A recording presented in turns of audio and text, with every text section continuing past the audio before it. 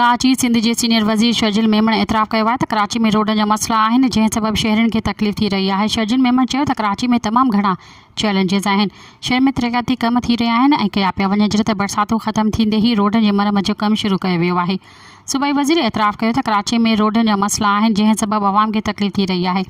हुन में को बि शक न आहे, पर जिते रोड ख़राब आहिनि हुकूमत उन्हनि जी मरमत करे रही आहे। जंहिं ॾे त शहर में बस सर्विस बि फ़ाल आहे ऐं रेड लाइन ते कमु जारी आहे।